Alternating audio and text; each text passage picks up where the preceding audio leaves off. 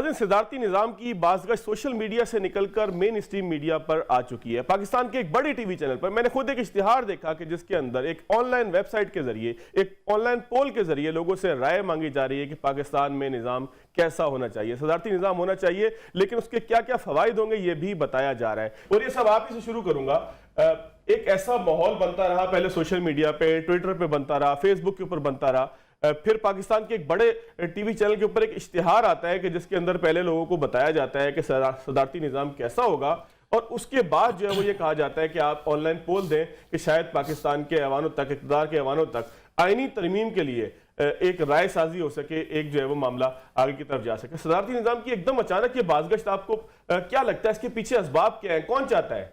देखिए, चाहने के ना चाहने की बात नहीं, मसला सारा यह है कि पाकिस्तान का जो सारे का सारा निज़ाम है ये शख्सियत के गिर्द घूमता है।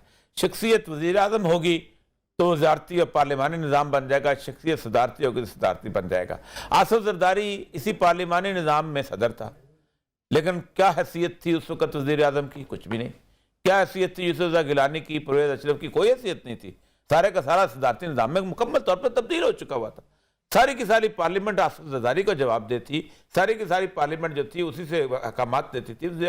हाउस उससे चूँ चरा नहीं हो सकती थी, वहाँ पर यह सूरत हाल थी। इसका मतलब यह है कि पाकिस्तान में सदारती निज़ाम या पार्लिमानी निज़ाम की बात नहीं, पाकिस्तान में बुनियादी तौर पर एक सिस्टम को तब्दील करने की बात है। ये जो कॉन्स्टिट्यूंसीज हैं 1920 में, आपको पता है पाकिस्तान में बरसगीर पाकिस्तान में पहले इलेक्शन हुए थे। आपको शायद नाम भी याद ना हो, एक जो शख्स उस वक्त इलेक्ट होकर आया था पार्टी लीडर, वो एक पता नहीं मदन लाल के क्या नाम उसका नाम था। और उस वक्त आप देखें पॉपुलर मूवमेंट क्या चल रही थी, खिलाफत मूवमेंट चल रही थी। उस वक्त के लीडर कौन थे? मोहम्मद अली जौहर। उस वक्त के लीडर कौन थे? मौलाना शौकत अली। गांधी उनके अंदर मौजूद था, सारे लोग मौजूद थे, और उसके बावजूद भी इलेक्शन हुए। इलेक्शन के बाद अंग्रेज ने काम कर लिया सारा कुछ, लेकिन उस दौरान अंग्रेज एक बीज बो गया था, वो था कॉन्स्टिट्यूएंसीज का बीज। ये निसार अली खान की कॉन्स्टिट्यूएंसी है, ये जनाब खोड़ो की कॉन्स्टिट्यूएंसी है, ये जितोई की कॉन्स्टिट्यूएंसी है, ये अकबर बुगटी की कॉन्स्टिट्यूएंसी है। और ये कॉन्स्टिट्यूएंसी इनकी कोई आबाई नहीं थी। अंग्रेज ने सबसे पहले इनको जमीनें अलॉट की, फिर इनके एक भाई को जनाब उन्होंने बनाया रेजिडेंट मजिस्ट्रेट, दूसरे भाई को बनाया तहसीलदार, तीसरे भाई को बनाया ऑनररी कैप्टन, और चौथे भाई को उसने पॉलिटिक्स में कहा कि तुम इलेक्शन लड़ो, काउंसलिंग करो। लोगों की ज़रूरियात जो थी उनके साथ वाबस्ता हो गई। जिसने कोई काम कराना था उसी खानदान के बंदे से करवाना पड़ता था। घंटा घर बदले उनको बनाया, उन कॉन्स्टिट्यूंसीज के हिसाब से हमारी पॉलिटिक्स चलती चली आ रही है, उसी कॉन्स्टिट्यूंसी से हमारा पार्लियामानी निज़ाम बना। फिर उसके बाद ये जो 4 इकाइयाँ जो हमने बना ली हुई हैं, ये अंग्रेज़ का तोहफा है। ये सिंध जो है ये अंग्रेज ने लाइन खींची थी, बलूचिस्तान की लाइन अंग्रेज ने खींची थी, पंजाब की और सरहद की लाइन अंग्रेज ने खींची थी। वरना कभी एक ज़माने पंजाब तो रणजीत सिंह की हुकूमत काबल तक थी। इस तरह सिंध जो था वो लाहौर तक, जहाँ पर हड़प्पा की बस्तियाँ जो थी, यहाँ पर मुल्तान उसका कहीं हेडक्वार्टर होता था। बलूचिस्तान जो था वो उसके साथ खान ऑफ कलात जो था अफगानिस्तान के साथ एक ज़माने मुल्क तो अंग्रेज ने बनाया था। आज भी इकाइयाँ उनके अंदर मुख्तलिफ हैं। बलूचिस्तान के अंदर 4 मुख्तलिफ इकाइयाँ हैं, बरोई हैं, बलोच हैं, पश्तून हैं, और उसके साथ साथ उसके अपना मकरानी जो बिल्कुल डिफरेंट किस्म की बलोच हैं वो हैं। इसी तरह सिंध के अंदर आप रहते हैं, आपको पता है सिंध के आप जितना भी कुछ कह लें, अब सारे कराची वालों का बहरा रब तो फेंक नहीं सकते। अब वो एक बन गया है, इकाई बन चुकी हुई है, उसका आप एक्सेप्ट करना पड़ेगा ना। सारों को आप कह सकते हैं कि सुबह सवेरे से तुम सिंधी बोलना शुरू हो जाओ तो वो ट्यून एक बटन लगेगा और सिंधी में गूगल ट्रांसलेशन शुरू हो जाएगी, तो कराची में सारे सिंधी। लेकिन नूरिया साहब, पाकिस्तान की सालमियत के लिए जमहूरी निज़ाम जो है उसको चलते रहना चाहिए, या जो भी लोग इसकी बात कर रहे हैं वो ये समझते हैं कि पाकिस्तान को आगे चलाने के लिए, पाकिस्तान को आगे ले जाने के लिए ज़रूरी है कि पाकिस्तान के अंदर निज़ाम की तब्दीली की बात की जाए, और वो निज़ाम शख्सी निज़ाम हो एक तरह का, जिस तरह से आपने इब्तिदा में कहा कि जरदारी साहब की आपने मिसाल दी, यानी कि शख्सियात जो है वो हमारी पूरी रियासत के ऊपर काबिज होना चाहती हैं, भारी पड़ना चाहती हैं पूरे सिस्टम के ऊपर। मैं इसकी मिसाल भी आपको दूंगा, लेकिन आपको लगता क्या है कि पाकिस्तान की सालमियत के लिए, पाकिस्तान को आगे ले जाने के लिए ये निज़ाम जो है वो इस काबिल है कि इसी के साथ चला जाए, या कोई मुतबादिल निज़ाम आना चाहिए? देखिए, पाकिस्तान की एक बदकिस्मती है, शख्सी निज़ाम शख्सियत ही चलाती होती है बशर्ते कि शख्सियत बेहतर हो। ये सदारती निज़ाम लाए थे फ्रांस वाले, डिगॉल आया था पीछे। डिगॉल को मिले थे 57% वोट, और उसने कहा था मैं एक तब्दीली चाहता हूं, मैं चार्ज नहीं लूंगा, मैं सदर नहीं बनूंगा, वापस चला गया था, मुझे ज्यादा वोट दोगे तो मैं आऊंगा, तब तब्दीली लेके आऊंगा। और लेके आया, उसने फ्रांस के पूरे निज़ाम को एक दोबारा पूरी गिरी हुई मैशत को, निज़ाम को ठीक कर लिया। पाकिस्तान के साथ बदकिस्मती यह है कि पाकिस्तान को जो डिक्टेटर मिला है वो भी करप्ट मिला है, उसको भी 4 महीने के बाद अचानक जलसों में खिताब करने की सूरत हाल आ जाती है। वो भी अपना नैब को इस्तेमाल करता है और कहता है कि जाके लोगों की वफादारियां खरीदो, मेरे साथ मिलाओ। और जो जमहूरियत वाला मिलता है वो मैंने आपको मिसाल दे दी, वो सारी पार्लियामेंट उठा के प्रेसिडेंट हाउस में ले जाता है। यही हमारी सूरत हाल है, यही हमारा अलमिया है। हमारा मामला है बेसिकली बेहतर लीडरशिप का। और ये सब सवाल पैदा होता है कि मियां नवाज शरीफ साहब जो है, अगर ऐसा कोई मुआहदा बिल्कुल मुस्तकबिल करीब में हो जाता है तो मियां नवाज शरीफ साहब को लाने के लिए हुकूमत इस हद तक जाने के लिए तैयार नजर आती है? इंडिया का बरतानिया के साथ को 23 साल से मुआहदा है एक्सट्रेडिशन का। 450 बंदों का मुतालबा किया है, अब तक सिर्फ एक आदमी उन्होंने वाले किया है। तो अगर आप ये समझते हैं तो ये ख्वाब शेख रशीद साहब देख सकते हैं। देखिए, बरतानिया एक खास सियासी ख्वाब हो सकता है। सियासी बरतानिया जो है यूरोपियन यूनियन की एक एग्रीमेंट के तहत पाबंद है। बिल्कुल। और वो ये है कि अगर आपके पास कोई शख्स आके पनाह लेता है और ख़तरा है कि वो अपने मुल्क वापस जाएगा तो उसको फांसी लग सकती है या उसको सियासी तौर पर प्रोसिक्यूट किया जा सकता है, तो आप उसको हवाले नहीं करेंगे। ठीक है। ये एक बुनियादी शिक है जो तमाम मुआहदे को ओवर रूल कर देती है।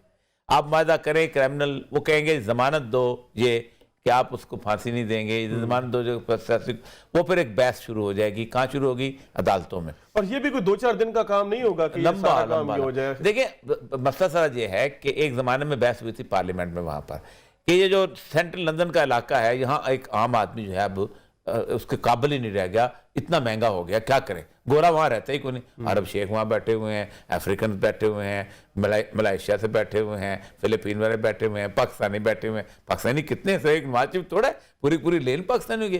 तो इतना इन्होंने महंगा कर दिया है। अब वो महंगा सिर्फ उन्होंने किया है तो उसके साथ साथ ये है कि उनको आमदनी भी है। अब ये पूरे का, मैं अक्सर कहता हूँ कि जिनेवा एक शहर है, दुनिया में सबसे ज़्यादा पर कैपिटा इनकम वहाँ पर कोई कारोबार नहीं सिवाय बैंक है। अब वो बैंक किससे हैं? चोरों के। दुनिया भर का चोर वहां जमा हुआ है। मुझे भी दे दो 4, मैं डाकुओं के, चोरों के, मैं लाहौर में अकाउंट खोलूं, हीरोइन स्मगलर के, मैं भी रिच हो जाऊंगा, मेरा भी पर कैपिटा। तो वो ये बिल्कुल शेख रशीद साहब की खुशफहमी है। और अखबार वापस लाया तो जा नहीं सकता, ये तो नेक्स्ट टू इम्पॉसिबल। लाना होता तो एमक्यूएम, मतलब ये सिर्फ ऐसी वो है, आप ये कह लें कि बबल है। मुआहदे मुझे किए जाते। देखिए, मैं मिसाल इंडिया की मिसाल दे दी। अब आपने बिल्कुल बताया कि 400 में से एक आया। और ये सब ये बताएं कि शहबाज शरीफ साहब के खिलाफ, आप एक वकील भी हैं, कोई कानूनी कार्रवाई हो सकती है जो नवाज शरीफ साहब की? अगर क्योंकि अभी रिपोर्ट्स का मामला भी आ गया, वो कहते हैं नाकाफी रिपोर्ट्स हैं, अभी उससे कुछ वाजे नहीं हो रहा कि मियां साहब आपके बीमार हैं। इसमें इस जमानत वाले बिल्कुल कोई कार्रवाई नहीं होगी। उसकी बुनियादी वजह, अगर ये कार्रवाई होगी तो फिर अदालत में सबसे पहले होगी। इसलिए वजह यह है कि अदालत ने एक ऐसे आदमी को वहां बाहर जाने दिया कि जिसके अदालत के पास कोई कानूनी जवाब मौजूद नहीं था। कानूनी जवाब जो होता है कि आप एक आदमी को किसी ऐसे अस्पताल में रखते हैं जहां आपकी जुरिस्डिक्शन हो, जहां आपका समन चलता हो, जहां आपका वारंट नहीं कर सकता हो, जहां आप बंदे को कॉल कर सकते हो। आपने एक बंदे को इंग्लैंड जाने दिया। लेकिन ओरिया साहब, उनकी जो प्लेटलेट्स का मामला था, जो भी है, अल्लाह जाने, जो भी रिपोर्ट थी उसके मुताबिक तो बहुत सूरत हाल खराब थी। इंटरनेशनल कन्वेंशन ये कहता है जिनेवा का कि एक मरीज को उसकी जो कि कैदी है, क्योंकि उसके फंडामेंटल राइट्स खत्म हो जाते हैं जब कैदी होते हैं ना, फंडामेंटल, आपका राइट ऑफ मूवमेंट खत्म होता है, राइट ऑफ असेंबली खत्म होता है, राइट ऑफ स्पीच खत्म हो जाता है, ये सारे आप सरेंडर कर, उसको तमाम मेडिकल फैसिलिटी देनी चाहिए जेल के प्रिव्यू के अंदर। बेशक क्रामवेल अस्पताल पूरा शिफ्ट कर दिया जाए, लेकिन वो क्रामवेल अस्पताल नहीं शिफ्ट होगा।